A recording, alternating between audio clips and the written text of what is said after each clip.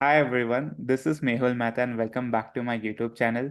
Today we have a very special guest, Dimitri Bianco. You all know him. So for today's podcast, so first of all, welcome Dimitri, welcome to this podcast. Yeah. Thanks for having me on again. Yeah. So for today's podcast, Dimitri and I have decided to clear a lot of misconceptions about the quant roles. I mean, what is the difference between quant analyst, quant trader, quant developer, model validation, quant researcher? Then what are the skill sets required? Because people think there are a lot of people get confused. They are applying to all the different job roles, and I think that is not a good strategy. And there'll be a lot of other questions that we have prepared and that I guess I'll ask Dimitri about it, and I hope like we get an expert guidance on those questions. So first of all, welcome back again, Dimitri. All right, thanks for having me. Yeah. So Dimitri, like, what is the difference between quant analyst, quant researcher, quant developer, quant trader, and model validation roles? Okay, so I think this is critical to address why we're even talking about it. Because if you search on the internet, there's a lot of people talking about, I want to be a quant, right? And then you start to realize there is no such thing as just a quant. There's like an entire industry now. So it's quantitative finance as a whole industry. And then to your point, now there's all these positions inside of the industry. And so it's critical to understand what skills are required for each position. And then you can tailor your skill set or your resumes to go down that process to chase a specific position. So I think it's important to understand how a business functions, and you can see how the roles go. So the one position we typically don't talk about is data engineering, right? We didn't even mention data engineers. All these funds have data engineers at the very beginning. They're managing data, they're streaming data, they're piping data in, and then you have all this data sitting there. And then typically you have what are going to be called your quants, your quantitative researchers, your model developers. They are going to be taking that data and they're going to be solving some sort of problem for the business who's at the very end of the process, which we'll talk about here in a second. And the business comes and says, hey, I have this problem. Maybe it is, you're a quant researcher, come up with a really cool strategy for us to make money with, long equity positions. And so now all of a sudden you have this freeway to run, like figure out an idea, come up with something. And that's going to be model development, quantitative research. Again, heavy in skills is going to be math and stats, a lot of statistics, which I think oddly enough, many people forget that's even part of quant finance. And then you build some sort of model. And then once the model is built, again, I tell people I don't really program, I just script, right? I have data come in, I've done some tests, I've done some analysis, I found some sort of solution, and my code is long and messy. And I don't use classes, I don't use anything, structured like a computer scientist would do. And I just say, oh, by the way, here's a cool model, and I give it to a quant dev, also known as implementation on the sell side of it. And then they take it and they say, okay, this is a cool idea. It solves the business's problem. How do I make a tool for this, right? Are they going to use it in Excel? Are they going to use it on a Bloomberg terminal? Are they going to use it in a proprietary platform we have? Like, how are we going to get it to production? And the skills for that are going to be math. So how do you optimize the model structure that the developers gave you? And then how do you optimize it? So I've had code, which I don't know if you can relate, but I've had code that has ran like 12 to 24 hours. And in production, you can't do that.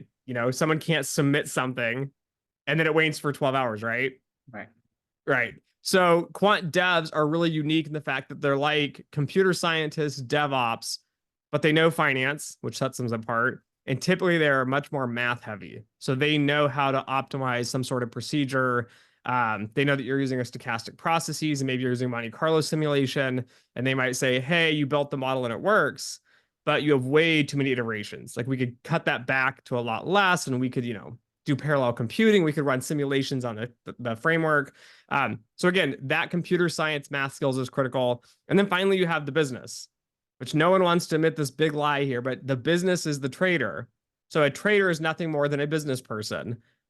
So you need to have skills of understanding markets. The way I think about this is you think about the researchers and model developers and the quant devs. They think typically slow, right? You have a project, you sit down at your desk like me, like my office in the back, and I quietly sit and work on this project. Like no one's yelling and screaming. There's no fire drills. the person on the front end, the traders have a very unique skill set. They have to think fast. So they have to think. So when you think about traders, we can call them quant traders, whatever you want to call them.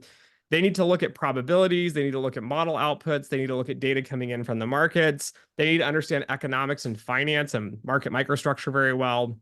And they need to go quick, right? So I can tell people I am a horrible trader. I would never make a good trader. So I'm not going to be a trader. I don't think fast. I think quite slow. But on that side, on the trading side, you need a lot of finance knowledge. Again, a lot of economics. Game theory is huge. And then when you start to get into different types of firms, you have high frequency trading, which now tries to take multiple roles or even smaller firms, and they put all these positions sometimes together, which is sometimes called a quant trader. It's sometimes just called a quant. So I think that's a lot of confusion as well, is realizing there's three separate positions really. Right. Realizing the skill set for that, and then trying to pick something, even though you might want to be a generalist.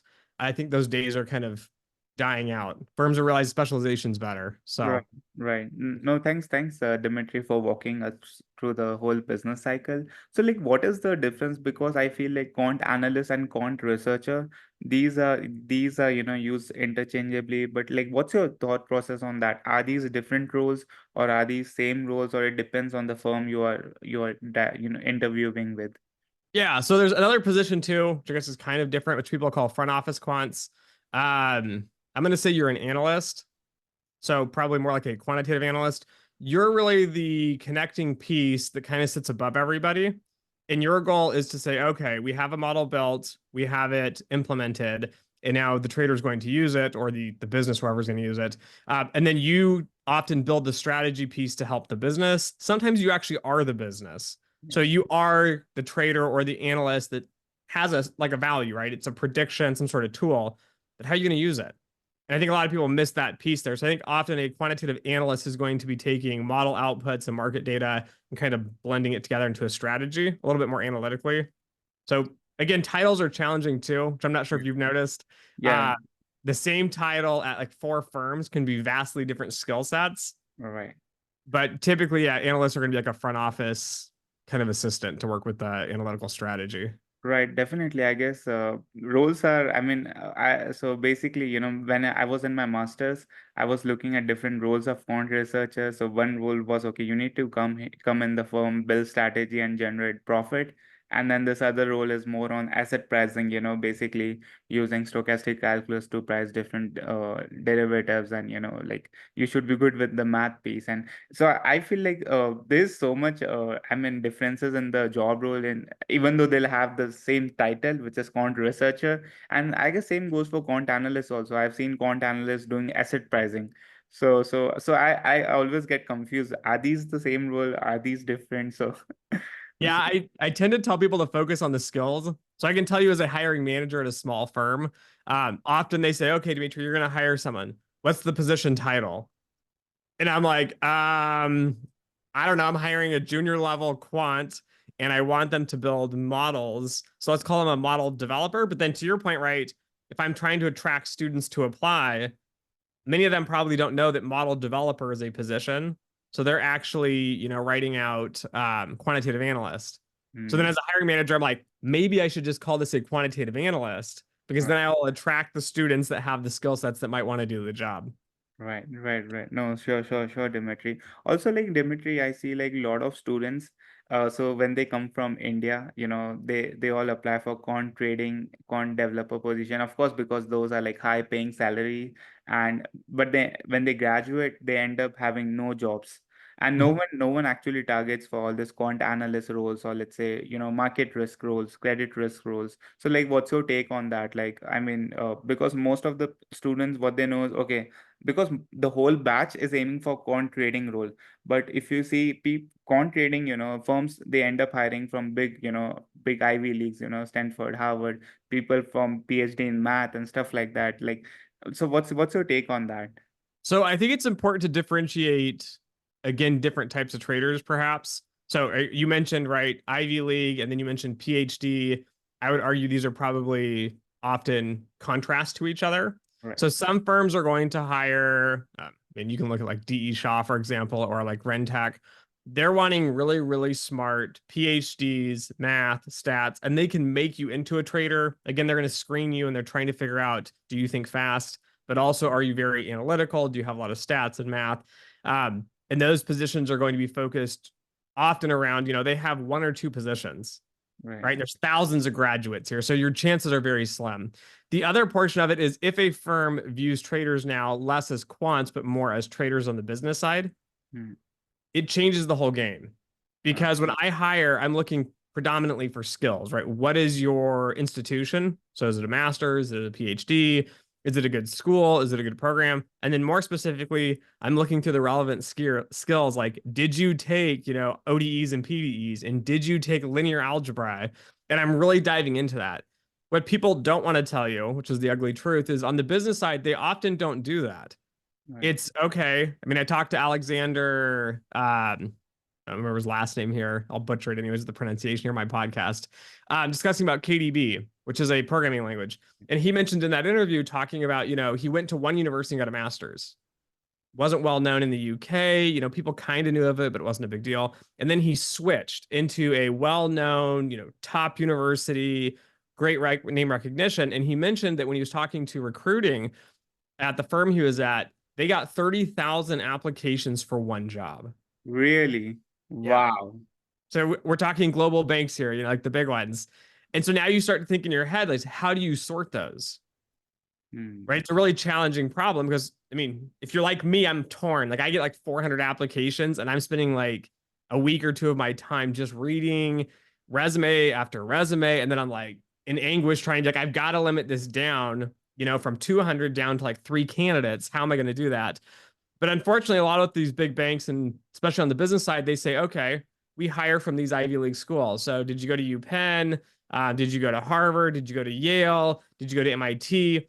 Do I know somebody's friend, right? Is my friend's kid in this cohort? Let's just make this really easy. But as you move more towards the banking, I'm not going to say banking, when you move towards the business side of it, of the business here, so the finance, the analytics, the trading pieces of it, it's going to be a lot less on your academic skills. And Hmm. often what they're trying to weed for is just IQ. Right. So, I mean, we see people with like a history degree, US history, or like an English degree, and you're like, they're a trader at Goldman Sachs? Like, how is this possible? And it's to your point, right? The skill sets are just so different on what you're doing that Right. often what students don't realize is you don't have a shot. So if you went to, I don't know, we'll pick a school, University of Michigan, or I went, and you weren't in the business school, you were in the stats department. No one cares who you are. And Hmm. so often I think it's a waste of time to go after those roles if you're not planning properly. So if you want to end up as a trader, do or die, you've got to do trading. My advice is, look for a Harvard, look for the top 20 business schools. So University of Michigan's Ross Business School is ranked, I don't know, like 10th Yeah. or 12th or something. Right. Go pick that school because you're going to get the shoe in the door. Like I went to Ross. It's amazing. Went to my undergrad, same education. Went to Ross and took classes there, and it was like the business students like Goldman Sachs and even like Nomura and some of these big funds are coming in, and Mhm. they're like setting up food displays, and they're Oh, inviting you. Oh yeah, and they're like, okay, we would love to like, please come work with us. We would love to have you. Like they're begging the students to come, which is right. That's the opposite from what yeah. I've experienced other places. And then they have these time slots. So every student gets so many credits and you can bid on time slots. And then, Goldman Sachs, Bank of America, I don't know, Two Sigmas, like whoever's coming to recruit from that business school, you have so many credits and then you bid on your interview slots and then you're essentially guaranteed an interview. Mhm. So, So understanding how that works on the back end, the closer you get to front office, the closer you get to trading the business side of it, you're not a quant anymore in the sense of you're not playing the same game as everybody else. You're right. going to be doing business stuff and business skills and economics and networking. And then as you move more towards the quantitative side, we're going to really care about like, did you take that stochastic calculus class and how many stochastic calculus classes have you taken? And, them asking students like, well, why haven't you taken graph theory? I know it's not relevant, but so you end up down these Right. two very different worlds of people, and the Mm. process is very different. And to your point, I think it's very detrimental to students because you have your sight set on trading. And I was in an MFE program where many of the students were doing that. And then by the time you graduated, you realize that wasn't an option. And Hmm. now you're sitting 2, 3, 4 months past graduation, and like all the other jobs that you were perfectly qualified for, like the quantitative development, the quantitative analyst jobs, they're gone. Yeah, go on. Yeah. Already filled them. Yep, yep. No, definitely, Dimitri. I guess this is like one complaint which I always have heard from students. Like, dude, I was like, planning for like almost 18 months. I mean, I worked so hard day and night. I mean, but I could not crack the quant trading role. I was like, yeah, I mean, it's of course it's way too tough, but you are from a not. I mean, so they are from a tier two, tier three university where getting a trading job becomes more challenging. So Yeah.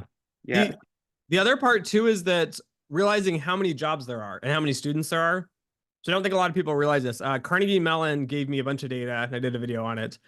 And I didn't really realize this that much, but it was the sell side, so the banks, right? Nobody wants to go to the banks. Like, oh, it's so boring and it's right, tedious or whatever. It's not going to be fun. You don't realize the banks hire like 10, 20 times the amount of people that right. like the investing buy side hires. Hmm. And so Carnegie Mellon's data was showing that a lot of students get their first job at the banks, they learn the skills, they get trained by the banks, and then within probably 2 years, then they jump to the hedge funds, the buy side. They're jumping into trading positions, front office roles.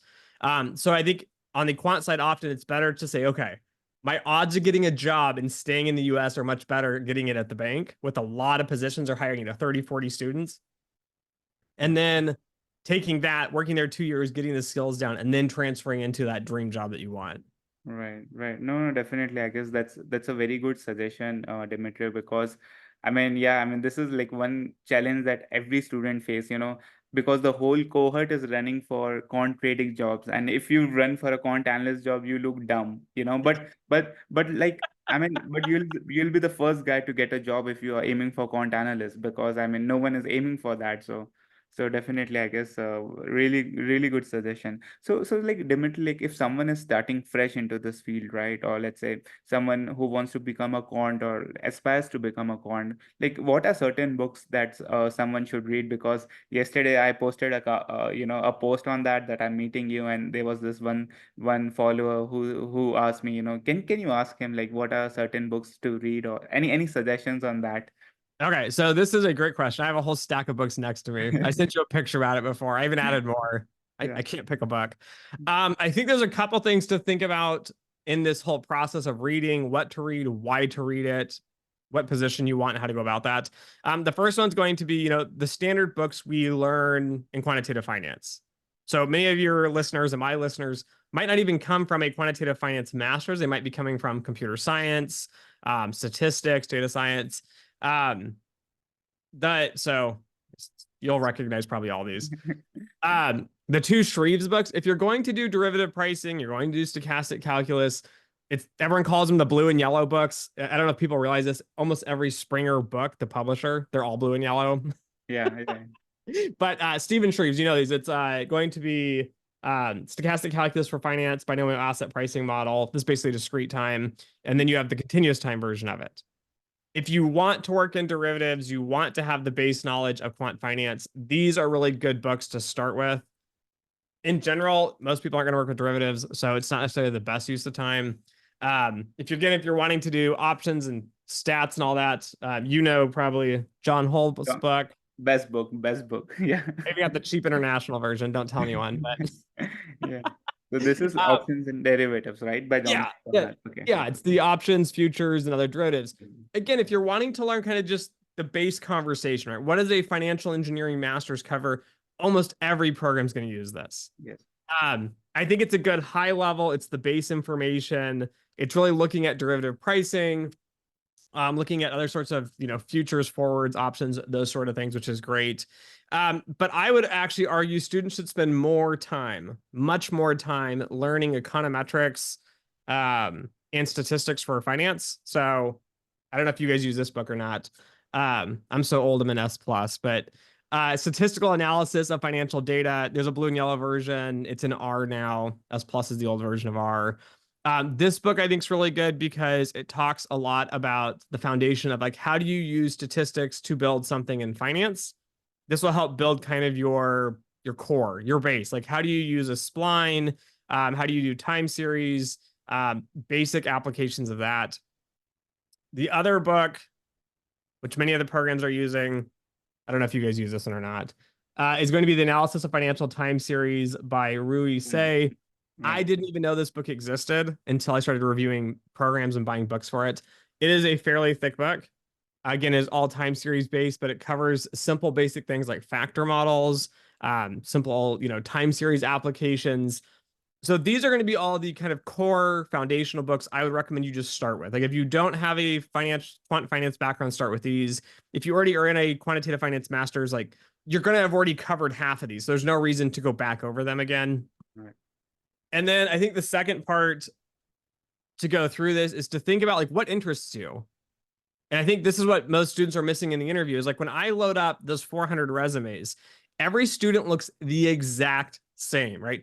Swap the name out. It's going to be Chinese or Indian. It's going to have some sort of financial engineering, quant finance masters on there. And the relevant skills and classes you took were stochastic calculus for finance, numerical methods, statistics for finance, capital markets, fixed income, and there's maybe a few others, like a communication for quant class or something. Like, the general gist, like everyone looks the exact same. And even the projects that I look at on the resumes are the exact same project. It's going to be portfolio optimization. How did I build a portfolio? Like when you're looking at these, it gets very boring and really like everyone's the same, which is not true, right? We're all really unique. And so that's why I would encourage students to start to think about like what really interests you. And I think 99.9% of them, including myself when I was in grad school, is like, I don't know, or it's quant trading. Like that's like the catchphrase we all have to say. I mean, I was in that same boat when I was in grad school, and I'm like, I'm so glad I didn't go down that path. Because my work's just so much more interesting. But figure out what interests you. And I think the first step to doing that is find industry practitioners on the internet, or if you're in a master's program, go to the seminars.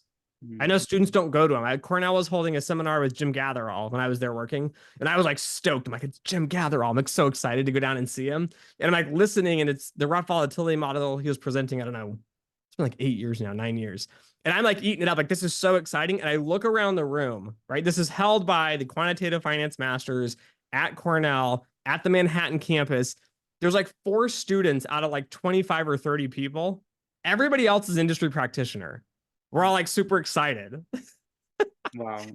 So I think the thing is do these informational interviews, go to these sort of topics and start to think about like what really excites you, like what really interests you a lot. And then go just pick a book. Just find one book. You don't need 10, 20, 30. Find one specialty book on the topic that interests you and just spend a lot of time learning and reading and then do a project on that one topic. Because now your resume is going to stand out, right? You're the only person that did like a specific topic. So I'll give you guys some examples for students. I have absolutely no interest on the trading side. I shouldn't say no interest, but it's interesting. It's not my area of specialty, and I have very limited time, and I have stacks and stacks of books to read. And even though like they're fascinating books, they just don't make my top 30, 40 textbook lists. But a friend of mine recommended this book, and I read part of it. It's called Market Microstructures in Practice. And again, if you want to end up in high frequency trading, if you want to end up on the trading side, understanding exchanges, market microstructure is how the bid-ask spreads operate. There are a ton of laws and rules and regulations. So now to your point, right, if you have an Indian student background, even if you're an expert in India, when you come to the US, the regulatory framework of how markets operate is completely different. All right. And then this book actually started comparing the US's exchanges to, I think, London. And London's exchanges have different rules than the US exchanges have. Right. So now knowing those differences in my mind, right, it's all just free capitalism markets and everyone just buys and sells. But then there's like a book, like this book, which is not too thick. I think it's like, I don't know, a couple hundred pages, 325 pages. This is going to get into the nitty-gritty detail. So if this is what interests you and you've talked to people about it and this is what you really want to do, read this and then see if there's a project in the book that you can replicate or study or read on and just write a paper on it. Like try to get your thoughts down on paper and then on the resume, write that project. If you had a market microstructure research project on a resume for a trading position, you'd stand out head and shoulders above everybody. And Right. I've interviewed candidates at, AQR, um, Citadel, Two Sigmas. Like I've had a bunch of these students coming and applying to work at the firms I've been at. And again, most of them don't have that experience on the resume. But if you had that, you'd be like head and shoulders above everybody else. The other topic that's been hot right now, which I'm sure you know, is machine learning everything. And now we just relabel everything as AI. Um, and I hate machine learning books with a deep, deep passion because I'll give you a little introduction on this. This is my favorite one by Josh Starmer. Yeah. You know, Yeah. like everybody knows. Yes. I remember watching him the first time and being like, this is the dumbest video I've ever seen. Like it's cartoon characters. And then I'm watching and I'm like, oh, this is really good. Like this Yeah. makes complete sense. Right. But doing machine learning, again, building up skill set here. So talking about this, right? Understanding the math behind it is going to be this book. Super simple, simple math, understanding how the models work. And then what most students stop at, unfortunately, is that one, they don't even look at that book. They run out and they buy a garbage O'Reilly book, which I actually like this book as well. But this is how to program a machine learning model. Right. But this doesn't answer the question on, well, why did you pick that model? And how do you know that model works? And did you do statistical testing? Which I know blows people's minds. They're like, this isn't stats, it's machine learning. I'm a computer scientist. But this is where most students are going to stop at. And most of you probably are to this level, through this level, right? This is how to program decision trees, neural nets. Another book as well, as we go through the books here. If you want to do neural nets, the deep learning one with Python by Chalet. I love this book. It's really theoretical. But again, it's introductory on how do the models kind of work. It's not a book on deep theory here. If you've gone through that point, and again, I'm telling you, go through the basics first. Make sure you have all that down first, because if you start going through books like this, you're going to pull your hair out. It's going to make no sense. It's going to be frustrating. And then you just wasted money on this book, which is like $100, plus you wasted a bunch of time. But this book is actually by Matthew Dixon, Igor Halperin, and Paul Bolokin, I believe. I follow Igor Halperin on LinkedIn, and I've just been like reading all his stuff, been unfortunately stalking him. And I'm like, oh, he's like really interesting guy. And a lot of his research, so this book, the section he worked on is going to be on like, I think it's called, drawing a blank here. Let me pull it up. Oh yeah, the reinforcement learning section of this. And I'm like, in my mind, which I don't know about you, when I say reinforcement learning, I picture a little race car track and the little cars driving around, crashing into the edges, and then them eventually training the one car to do the track. Right. No. And so people ask me, like, does this have an application in finance? I'm like, no, this is the dumbest thing I've ever heard. And then I read his book, and there's actually projects in here. So if you're interested in machine learning and finance, I recommend this book. There's some code that they provide on the internet that you can use for the projects. He does portfolio construction with reinforcement learning, and he talks about the advantages of inverse reinforcement learning. And there's a whole section on the applications, and then there's a section on actually applying it. If you do this and you put this on a resume, like reinforcement learning for portfolio optimization or portfolio construction, you're going to blow my mind. Like it doesn't matter if I work on the sell side in banking and credit and it has nothing to do with my project. Now I'm really excited and interested. And so you're going to get through those interviews better. You're going to have more interesting projects, and you're going to go on into more depth versus, the standard projects, like use Markowitz optimization to do a portfolio construction. And it's like, yeah, I did the project in a weekend and I slapped it on the resume. But when you go to do the interview, I can tell that's like you didn't really struggle with the math or the data or the problem. So those are some of the books I recommend. I've still got more books sitting over here on the side. Even if a topic interests you, I would encourage you not to be afraid to study something just out of pure interest, especially like in the summertime. I'm reading Introduction to Graph Theory. This book is actually super thin and super cheap. I think it's like $12. Has no application to finance, none whatsoever. You read the book and the guy's like, this book is for people that hate math. And we're going to learn pure math. We have no applications, and I just don't care. And it's written in 1975, so before a lot of computers. Now, if you Google it, it's used a lot in computer science. It's also used in shortest transaction path possible for like fixed income products and exchanges. So you're exchanging, like, for example, US dollars to yen, and maybe you have to go from dollars to pounds back to yen, and there's actually a more efficient route. This can all be applied to, again, quantitative finance. But if you found a topic you really enjoyed and you dug deep on it, if you had a project on that on a resume and you could just talk about it to me, even though it has nothing to do with my job, I would be blown away that like you're obviously really smart. You obviously are an interesting person. And so I would encourage people to kind of chase topics, even like nonlinear dynamics and chaos theory. Again, there's ones on finance. I think Nissim Taleb has a book. This one's not. Like just read interesting things and then look for the connections and then put projects on your resume and work through them. I think that will get you a long ways in picking the right books. I wouldn't just go, here's an example, what not to do. This book is structured finance modeling, object oriented. I'm working on securitization right now, so I'm reading books like this. If you have no interest in this, like don't go read the book and then put the project on the resume, because it's going to show during the interview like that it's just not your interests, right? It's not something that excites you. And so I would encourage students to kind of follow what you enjoy doing, but try to get down that specialty rabbit hole and pick a project that's more in depth and more exciting versus picking, like, I went through the Hull's book, John Hull's book 4 times, and I did the standard basic material, which is great.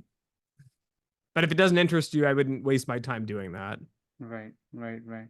Also, like, so Dimitri, first of all, thanks for all this, all the books, and I guess you were spot on, because I guess these are the books which were recommended to me during my master's journey. So I guess that covers. So if someone reads those books, I mean, he'll be a great quant.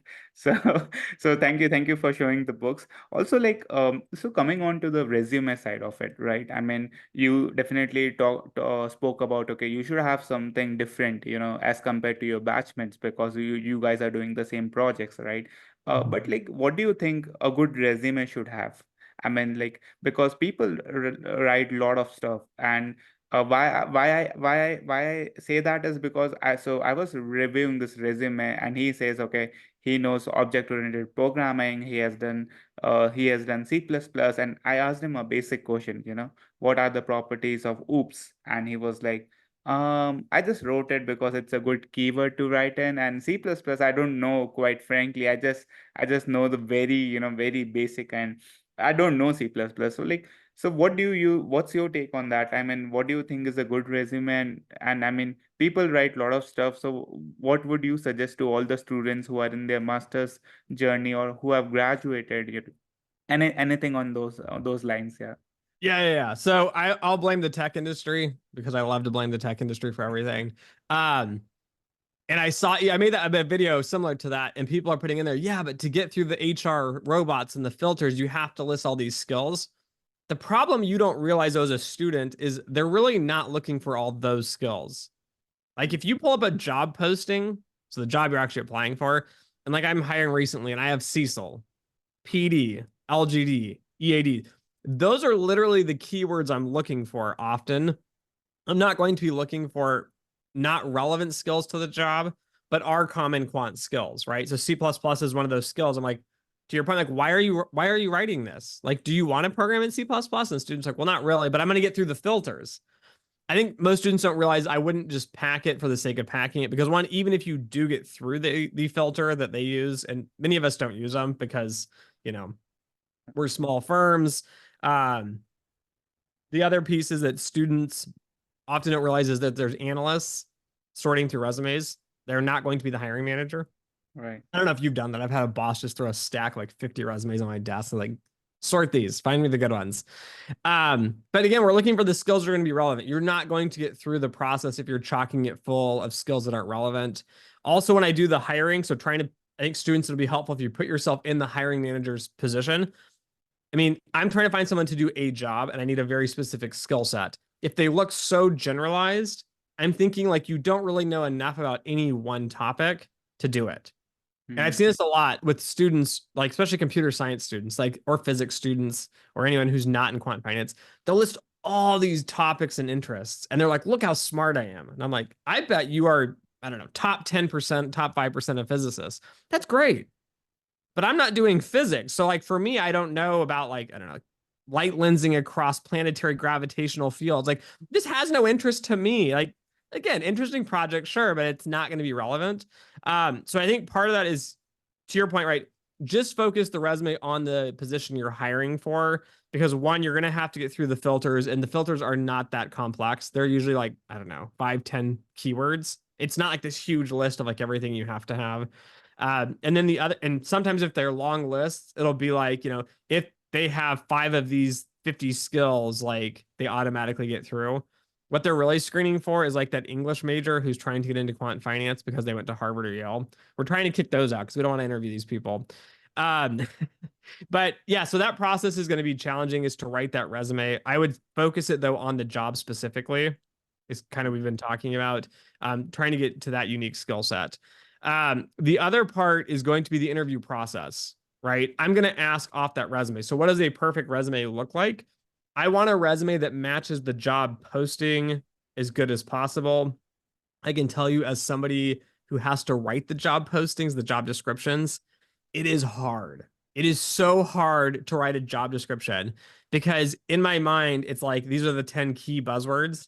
But the reality is that thinking about, even thinking about like your first year, right? Your first year on the job, you didn't come and just do one thing, right? Right. You had to build this type of model and you had to do this type of analysis. And then you had to do this other type of model. And then maybe you're back to the first one, but it's slightly different. It's hard for me as someone writing the job description of thinking like, what is this candidate going to do over their first 1 year or 2 year phase here? Trying to define what they could be doing because they could be doing a bunch of stuff. And so again, if you're writing a resume that's very focused on one skill set, I'd recommend students look for the job description at like 5 or 6 or 7 different companies and see what everybody's talking about, and then try to just get those skills on the resume.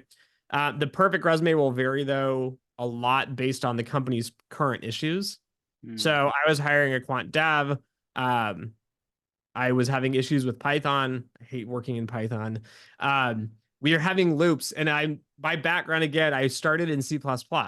So I don't know if you've worked in C++, if you've trained in C++. No. Everything's loops. You need to write loops. This is how programming works. And so when you get into Python, it's very, very slow, and it does not like loops. So it's better to find other methods for doing it and writing code. And I know I'm inefficient at Python. Like it is not a big secret. But when I'm hiring, right, in the back of my mind, I'm thinking they need to know Python and they need to know C++ programming to optimize this because you can actually run C inside of Python. So Mm. trying to get them to do both parts. And that's all my focus is on is Python and C++. The reality is they're going to be doing mathematical optimization. So I'm trying to list that as well.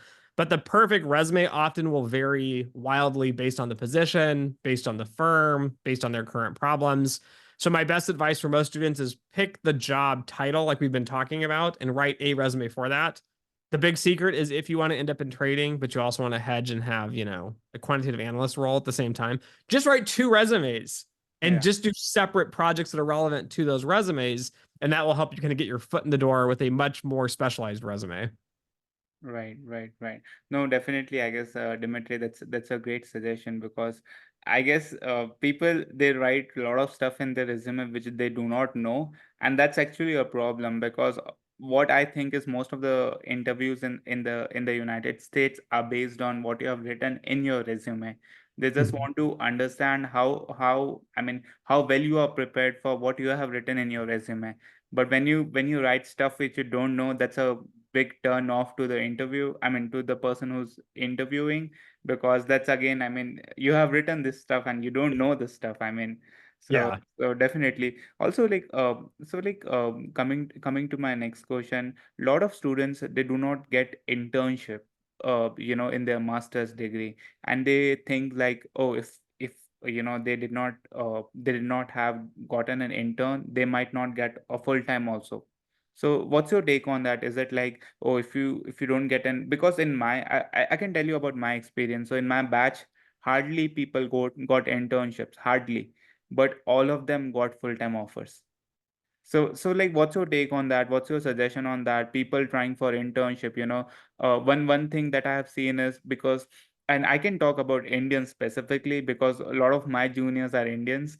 Yep. So what they do is, let's say if someone is coming from, let's say, electronics engineering background, right, and they have come to a master's degree in quantitative finance. So what they are doing is this mistake is they are using electronics project in their resume, and their whole resume, 70% of the resume is electronics based projects, and they are using that resume to apply for a quant finance job, which they will never get into because, I mean, I mean, they are not looking for electronics, as you said about physics, right? Physics people having physics projects in their resume. So, like, what's your suggestion to all those students who are in their master's degree or about to start their master's degree?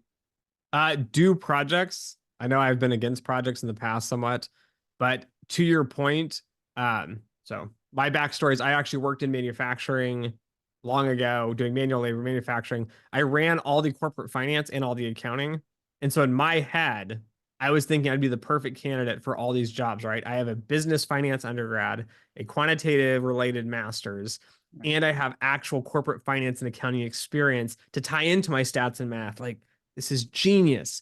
But Yeah. to your point, I looked like the electrical engineer. Everyone's reading it like, why is this business person with accounting background and finance, corporate finance background applying for quant finance?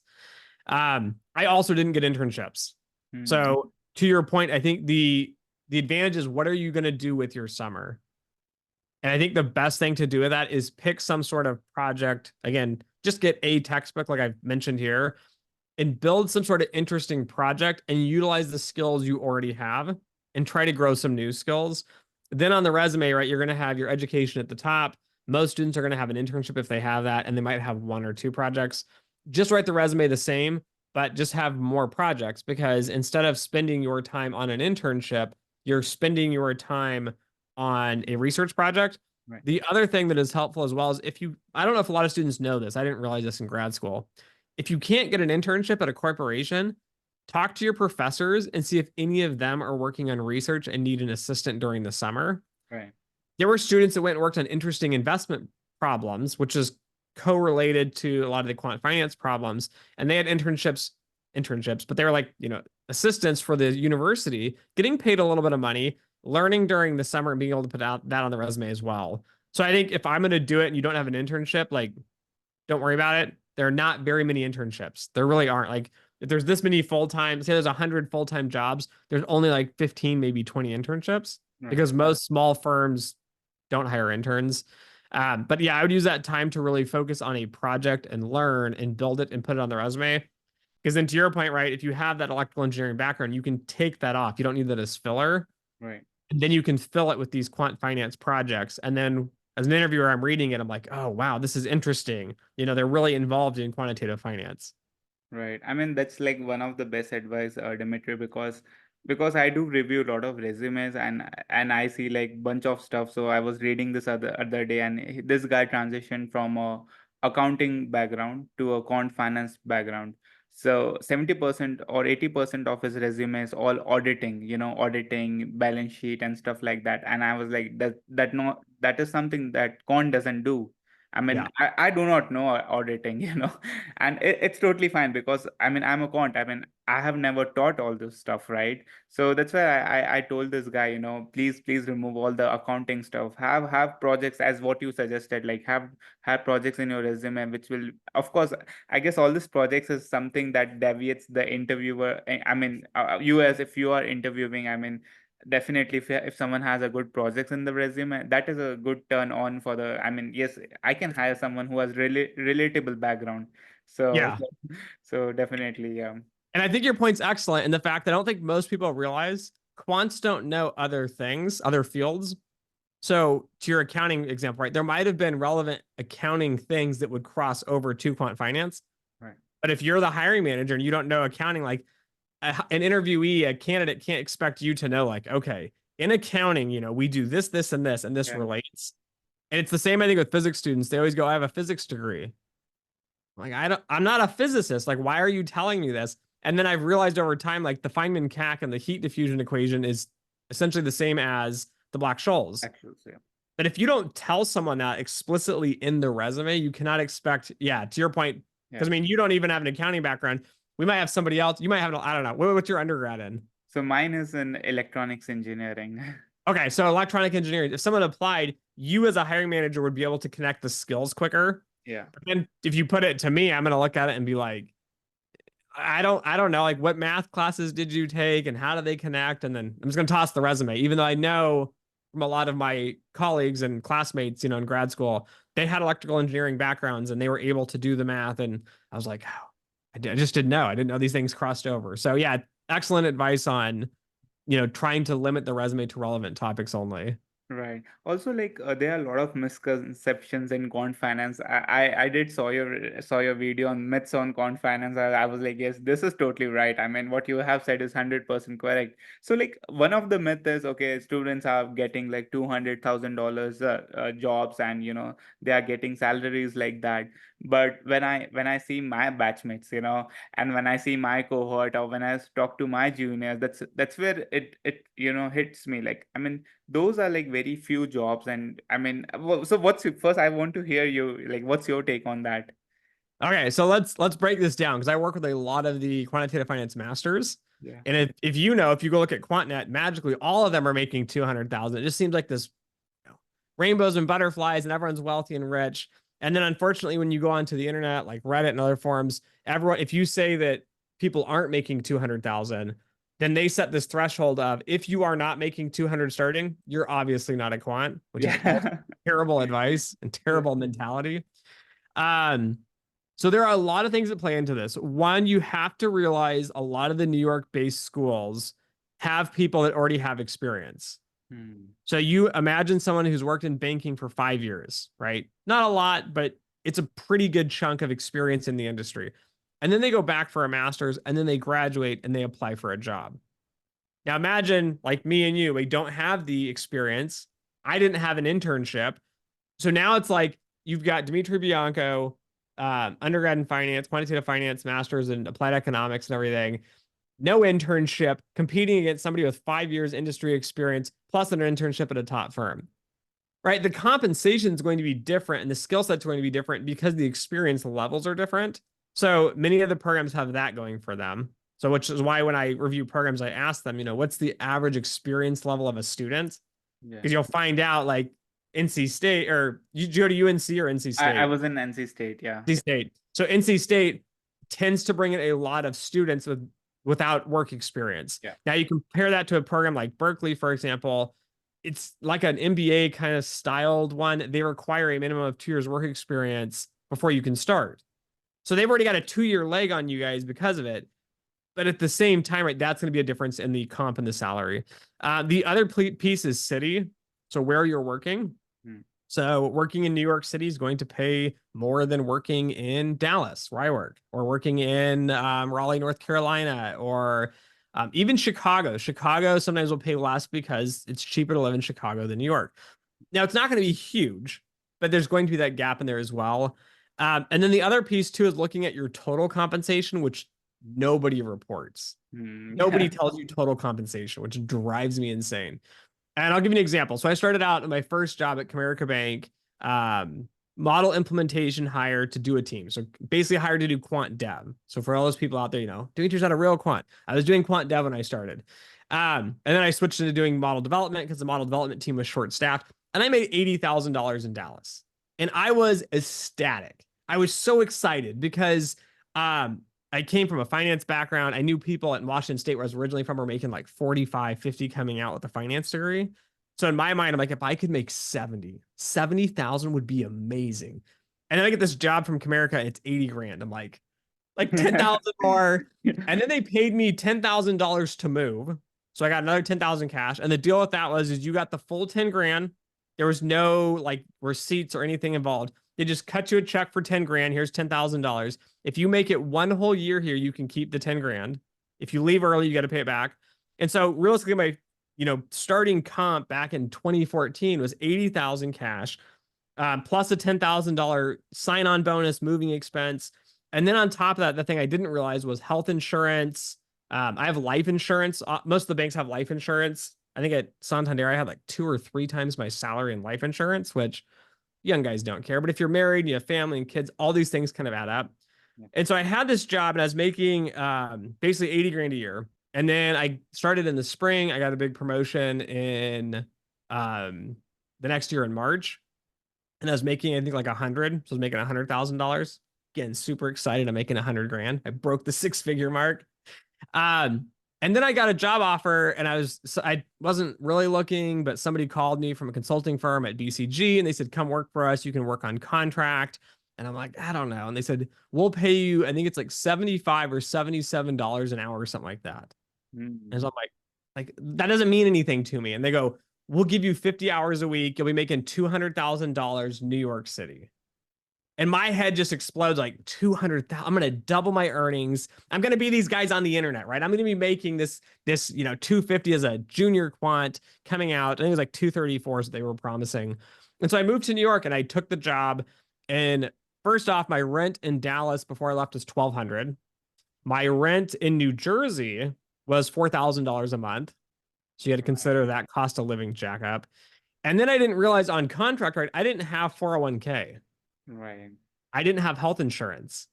I didn't have any of like my life insurance. And so all these factors that you don't consider, right? I wasn't really making 200,000. And then when I got there, they were just slow on projects. So I got scaled from 50 hours a week, which is what I was promised, down to 40. So now I'm making like 180, I think, or something like that. And still, right, I could be bragging, oh, I'm making 180,000 my second year. But then when you start taking out, again, cost of living, food was super expensive, transportation was expensive. I had to go buy the health insurance. At Comerica, my total comp starting, I was probably making about 120 to 140 in Dallas. And so now if you compare that to New York City, my cost of living was double.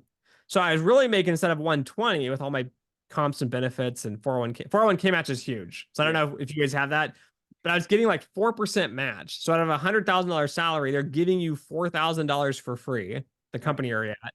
Again, as a consultant, they don't, when I was in contract and consulting, they didn't pay that. But you scale it, 120 total benefits, total comps, doubled for cost of living in New York. I was making 240, right? But people don't brag about, like realistically, I'm making 240 plus I got a bonus plus this plus that. And so I think that's one of the big misconceptions is how you do the math to get to the compensation. Right. And even the master's programs, the financial engineering master's programs, some people are starting to include like sign-on bonuses into the salary, which is, you're not only going to get that once. Then they're including other benefits. So I think the perspective on the comp varies wildly. There is always an outlier as well. So imagine you have a fund, let's say that like Renaissance Technology, which is super elite and exclusive.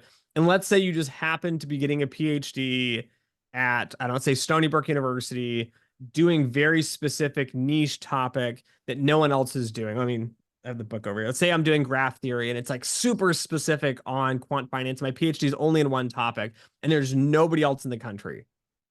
You might start with a salary of 200, an actual base salary of 200.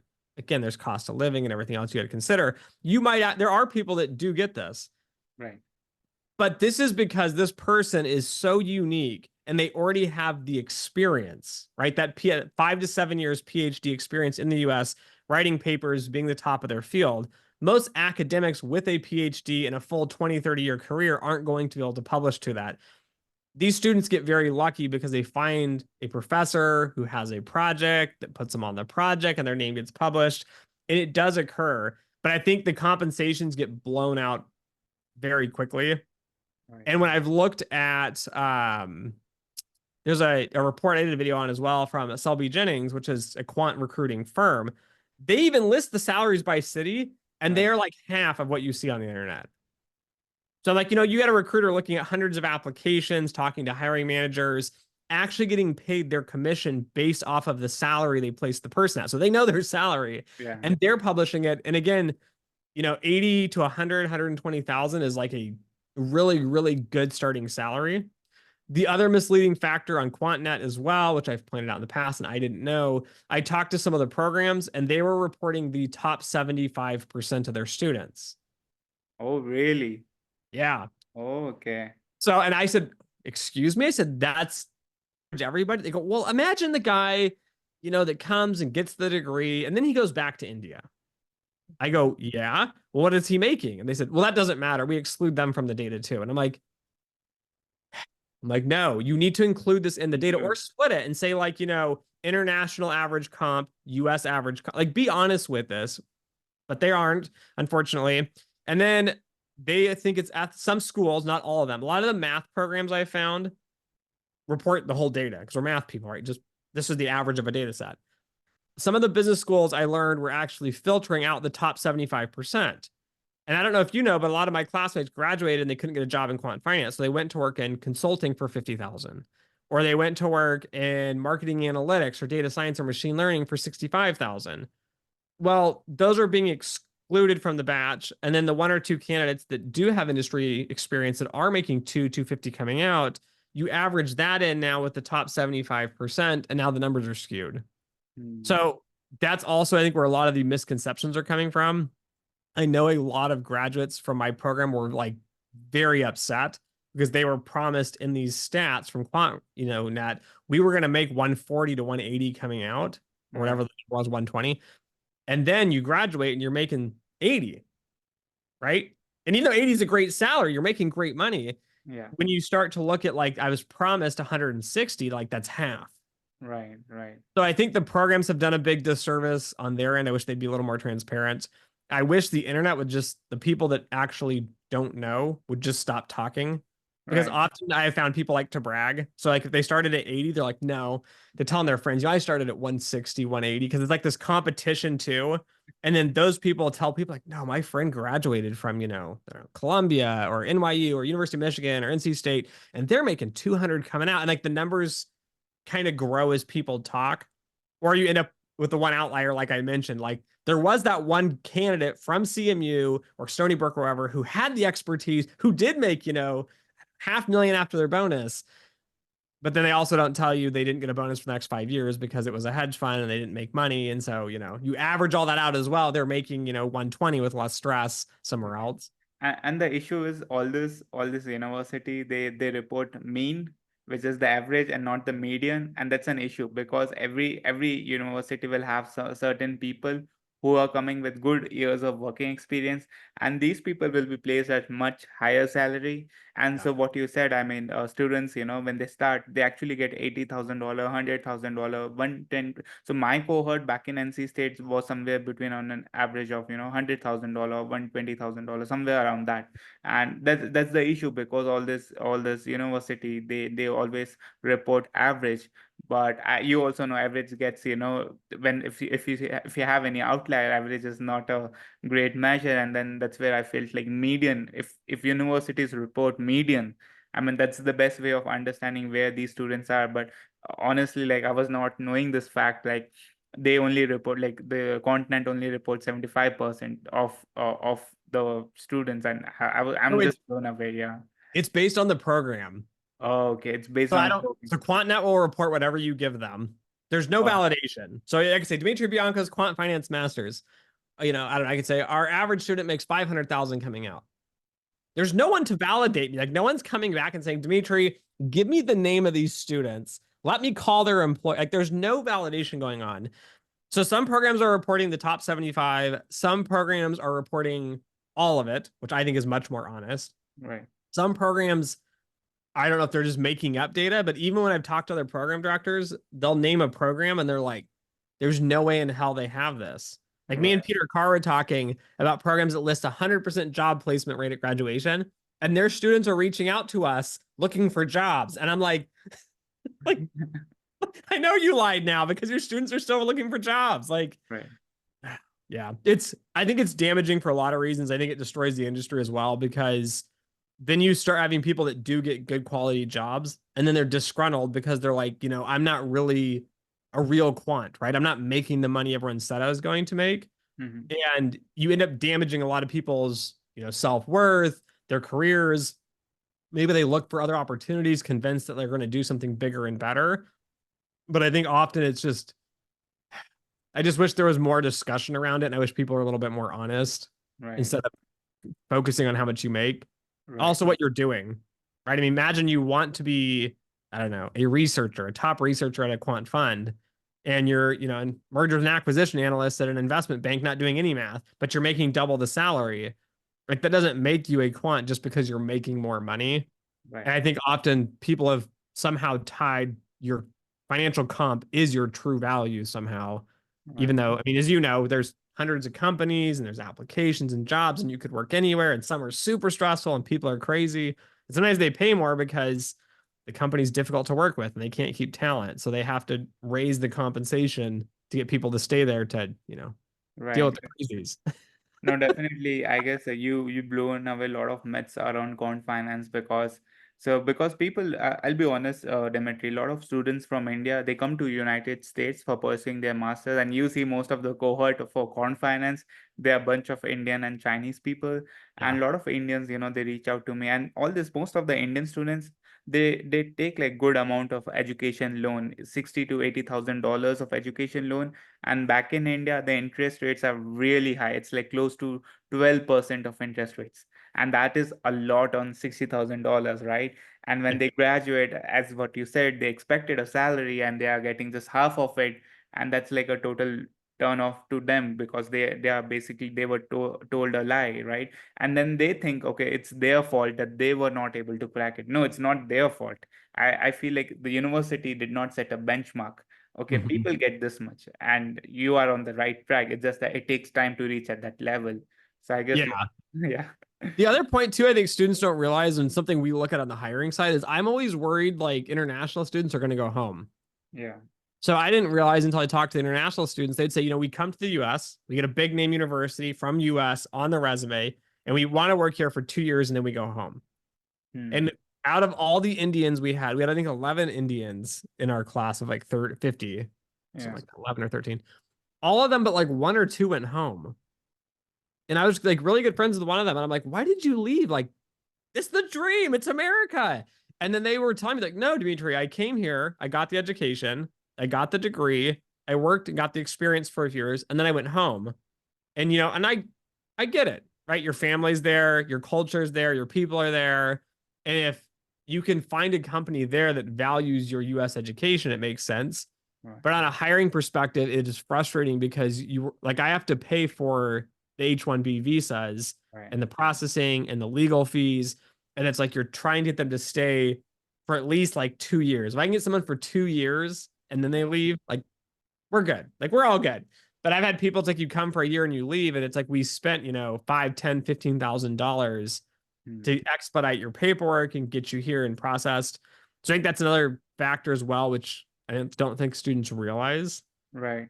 But But I'll be honest with you, Dimitri. Most of the international folks, at least from India, 90% of them, they want to stay in the US. It's just that the visa process is so frustrating because, like, let's say I got my H-1B this year, so I cannot go back to home until October or until I get my visa dates, and that's like a restriction to me. Even though if I want to go home, I cannot go home. So a lot of people, those 10% of them whom I'm talking about, they go to India, of course, because they are frustrated with the visa stuff, and that's what I have heard from a lot of my seniors. Why they went back to India is because, I mean, if their mother is, ill and they want to fly back to India, they cannot go because of the visa issue. And that's like frustrating, it's like because my parents are also in the age of 60s, I have to take care. And if I have a visa restriction, then it's a little turn off for me. But I would say 90% of them, they really want to stay in the US. They really want to. So that's like a, yeah, that's like a because I speak to a lot of Indian folks, and that's where when I speak, and even my friends, when I speak to them and I like, what's your plan for next 5 years? Everyone is like, yeah, I see myself here in the States. So that's what everyone says. So I just wanted to give this, yeah, yeah, suggestion. Like, not everyone is not all Indian wants to go back to India because they have a better life here in the States. They get good salary, the standard of living is better. There are a lot of advantage, flying back to, irrespective of like flying back to India. So yeah. yeah. I mean, even companies are frustrated. I mean, I can't stand the immigration system we have now because I'll give you an example. I have a guy that works for me now, and he's in the lottery. He has not been pulled, and he's gone through two lotteries. Oh, And yeah, like companies paying money, which is one thing, yeah, but he's a really good employee. So I really, really want to keep him. right, If he doesn't get pulled, like as a company, I can't even say like, you know, I have to have this guy. I've already invested, 2 years of training into him. I need him to stay. right.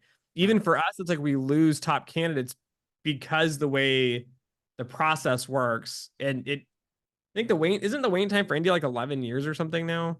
No, it's more than, so getting a green card, it's like people say it's like 50 years or 100 years or something like that, until unless you get a EB1, which is like a special category Yeah. of visa if you're really brilliant in your field. So that's where you can file for EB1 visa or EB2 visa or something like that. So but the wait line is like 50 years, and it's much more than that. So yeah. Yeah, it's a broken system. It really is. It's unfortunate because and it varies by country, which drives me nuts as well. Yeah. Like I Also, get it, but it's annoying. My one of my colleagues is born in China. His little brother was born in Italy.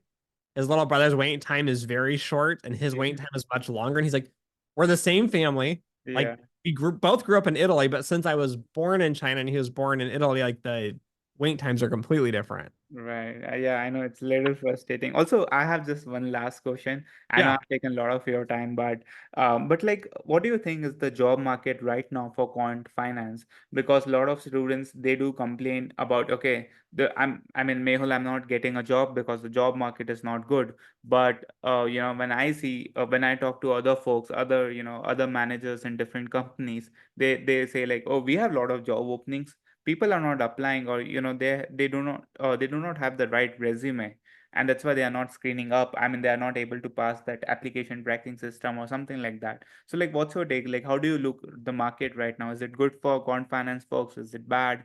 Or like, what should students do, to get at par? Yeah. So there's a lot of factors I think all going on. So I think you could say either statement, it's great or it's bad and still be correct. Yeah. Um, the first part is going to be banks have been scaling back. They've all realized now that the economy sucks. Um, don't listen to the government. They lie to you. We all know this. The economy's shrinking. Unemployment's starting to go up for the first time. Inflation's been hitting. We've been in a recession for years. Like the fact that the Biden administration came out and changed the definition, because I think it was 2 consecutive quarters of GDP decline. Yeah. We were like, no, that's not really a thing, right? We'll change it to like a year if it's at least a year. But realistically, we're in a recession. The banks have tightened up. A lot of departments have scaled back. There are not as many jobs as there were, especially when I graduated in 2014. Mhm. So Dodd-Frank. So you work on the regulatory side, don't you? A C Yeah. car. C Yeah, card fast. Yep. you know all that. Stress testing. So Yes. in 20, so market crash 2007, 2008. 2010 Dodd-Frank was passed, and then the hiring had a 2-year delay because banks had no idea what is a quant. Like, Mhm. what do you mean I have to model these things in time series? Like, I talked to, and I was at Comerica, the one guy said we were just using Excel. And then Yeah. the regulators are asking like p-values and heteroscedasticity testing. And he's like, I don't know, I got a finance degree. So then they brought in a bunch of PhDs, and all these firms had this hiring spree, kicking off probably right around 2012 up through probably about 2014. And then it started flattening out because everybody had enough quants to do all the regulatory requirements. I think we've plateaued. We've had a really good hiring spree from 2012 through probably about 2020. When COVID hit, it blew everything apart. Yeah. The economy went to crap. Firms' profits dropped. Firms had all these, real estate positions they were in. So everyone's trying to scale back. I've noticed though, when you look at firms and layoffs, there are a lot more layoffs in the business side than there are on the quant side. Right. So the quant side as a whole is still staying relatively strong. It's not what it was, I think, 3, 4 years ago, but we're starting to see less jobs, less internships. Uh, People are kind of, budgeting and planning. But that being said, I think the other frustration is even when we do have an opening, there are not very many good candidates. And I think part of this is the fact of people don't realize how many quantitative finance masters there are. Yeah. So when you go online, you look, of course, QuantNet is the way that everyone goes. When I was started, I think there was like 18 to 20 programs. Yeah. And I remember searching online looking for, there was no one else. Like there was 18 to 20 programs between the US and Canada. And then by probably 2016, there was probably about 50 to 60. And now today, I would argue, which don't have actual data, but there's probably over 100 Hmm. programs now. And it blows my mind. Like I'm looking at, there's University of Texas in Austin Yeah. or University of Texas Arlington, Yeah. which is like, it's a satellite campus of University of Texas, but separated. It's literally a 10-minute drive from my office. I didn't even know they had a quantitative finance master's program until somebody applied recently. And it's like, this is like a tiny, teeny state city school. And there's just so many graduates in the quant finance space, which is part of it. The other part is there's so many other students now. So like when I hire quant devs, I want really heavy math and computer science skills. So I tend to hire those that are going to be coming from a math background or computer science background. So I'm not going to be hiring again on the quant side of it.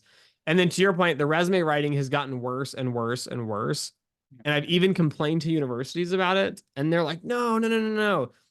You need to write it like a business resume. And I don't know if you notice this, but on the bottom, it drives me insane. The hobbies they list, and it's like, it's the same hobbies, especially if you're Indian too. It's like tennis, Formula One car, cricket, and then everyone has like reading, traveling, and like a few other things.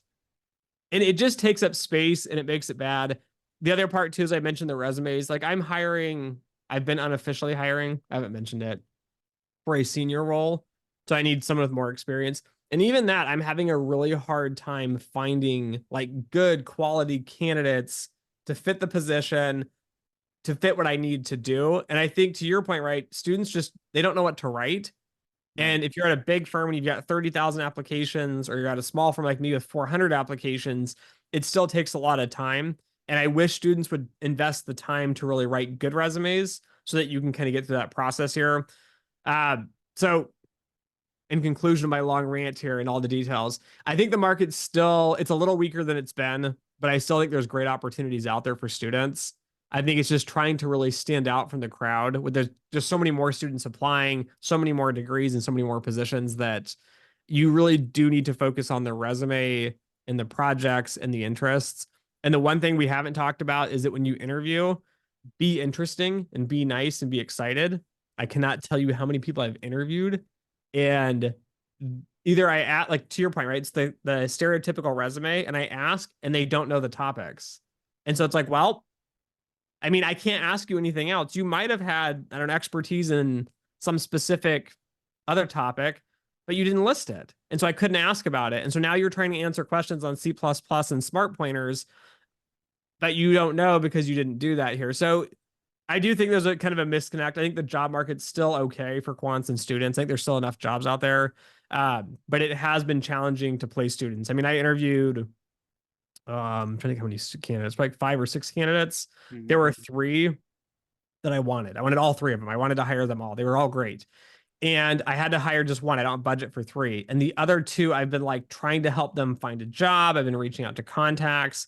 And it's been challenging even for me to place students in other positions. And even though it's like, I know they're strong candidates because they went through my whole background, my tests, they went through the interviews and everything.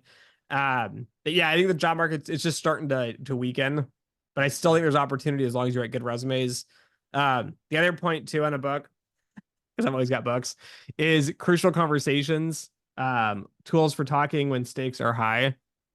It's like a super thin self-help book, which I can't say to self-help books most of the time, but that one's actually pretty good. Learning to communicate in the interviews is challenging. I think one of the things students missed as well is they say, Dimitri, I've taken all the great classes. I've done the special projects, and I've interviewed at 7 places and I've never gotten an offer. And part of that is, one, don't take it personally. Because like me, I had 3 candidates. I can only select 1. So even though I rejected you, you're a great candidate. Like, don't change anything. Don't change your interviewing. Don't change your resume. So it's going to take time. The other part, though, is the soft skills. Being able to explain technical skills and communication is hard. I mean, even me as 10 years in the career, you throw a quant in front of me, we can chat. I can get you an idea. You'll understand. We'll be off and running in like 5 minutes. This is no big deal. But the hard part is you put a business person in front of me, and now you're like, all right, Dimitri, unpack this 700-page textbook and explain to them in 3 words on how this works. And then they're yelling at you like, Dimitri, just give me the number that helps me make the decision. And it's like, it doesn't matter how much training you've had. I mean, this book was good in the sense that one of the things it conveys is figure out the topic that you need to convey and just be like, I need them to do this. And then once you know what you need them to do, then try to tailor the conversation to get them to do it. But interviewing is challenging on itself, and trying to, manipulate and work through the process is kind of a challenging process as well. It's not as quantitatively as like we don't check the boxes and say you meet all 10 so you get a job offer. Right, right, right. So yeah, Dimitri, like this was all from my side. I mean, it's a great podcast. Got to know a lot of new stuff from you. And one last question which I have is any tips or any suggestions for all those students who have not gotten job, they have graduated from their master's degree, but still struggling to find jobs. Any last suggestions to all of these students? Yeah. The last piece would be try to figure out where you're failing. So Mm-hmm. if you are applying everywhere and you're getting no interviews, your resume sucks. Yeah. So go look at all the job descriptions, try to write a resume that matches those job descriptions. If you're failing at the interview stage, try to practice interviews with other people. So people that know my background, I applied hundreds of jobs and I failed probably 30 interviews until I finally realized no one cared about my other backgrounds. They just wanted to know quant finance. Yeah. Um, but save yourself the headache, interview with like a family member or a friend, and then have them give you feedback on what they liked and didn't like, which I know friends and family don't like to tell you. But try to practice, practice, practice, and that will help you kind of get on track a little better. Okay. Sure, sure, Dimitri. Like those were like great advice. But really, thank you, Dimitri, for joining in today. A lot of new learnings. I guess this podcast will be helpful for a lot of people who want to become a quant, or let's who are already a quant are still struggling to get a job. So really, thank you, and I really appreciate your time. Awesome. Thank you for having me. Yeah, thank you.